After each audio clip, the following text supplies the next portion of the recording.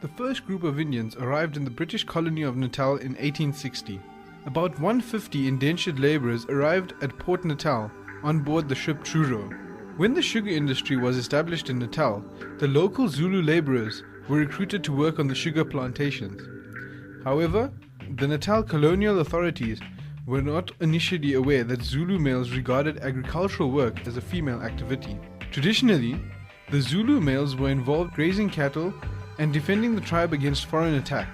The high labour turnover forced the colonial authorities to seek Indian labour that was already successfully employed in other British colonies.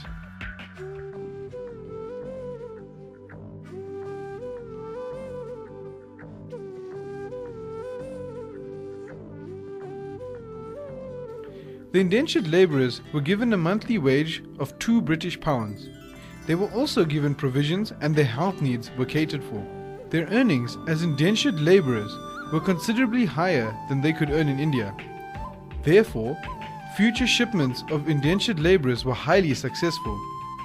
At the end of the initial 3-year contract, the indentured labourers were given a free passage back to India, or given agricultural land equivalent to the value of a package back to India. Owning their own land was an unlikely event in the homeland of India, and it is understandable that the majority preferred to stay in South Africa.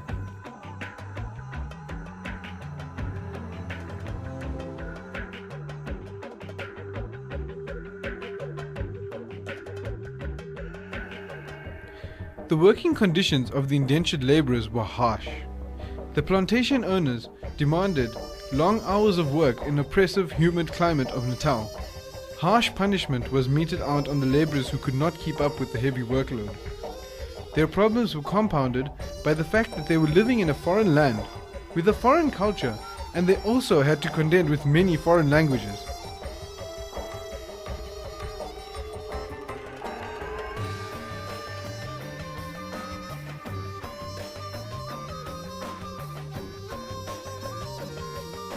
Not everyone could cope with the severe demands, but those who did become land-owning free Indians were considered to be wealthy by the standards of their former homeland. Passenger Indians were classified differently by the Natal government because they came as free passengers from India.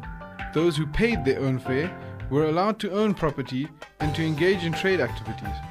Because they owned land, this also entitled them to vote in the local government elections.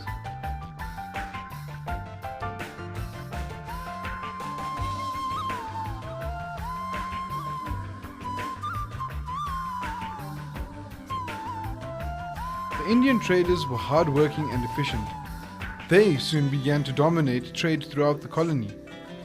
Their Zulu and English customers were attracted by the efficient service of the competitive prices. The white traders became threatened and soon began to lobby for restrictions to be placed on the Indian traders.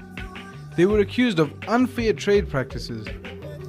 Legislation was enacted to restrict Indian traders to clearly demarcated areas that were supposed to serve their own community.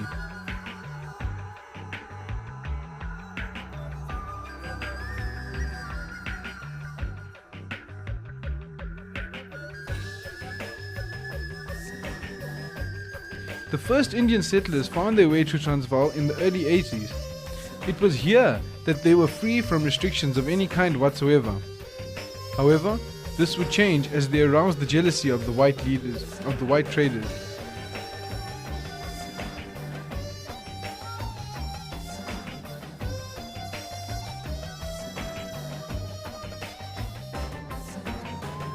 Various professional Indians such as doctors, lawyers, and accountants also came to settle in the Natal colony. At the time of World War I, the Indian population had increased to 125,000, and as a result, many whites feared the domination of the Natal colony by Indians.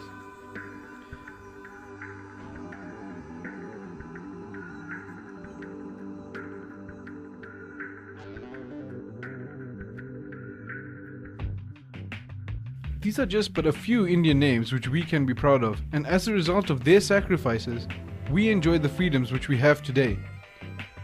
Mahatma Gandhi, Michael Naika, Fatima Mir, Kader Asmal, Yusuf Dadu.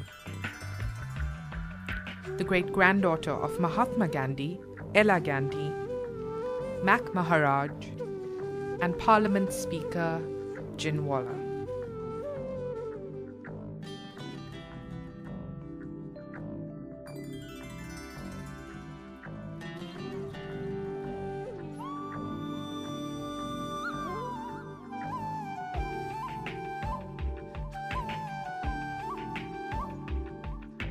This is the now generation. Smart, beautiful, individual, creative, and inspiring individuals who look forward to making us proud South African Indians.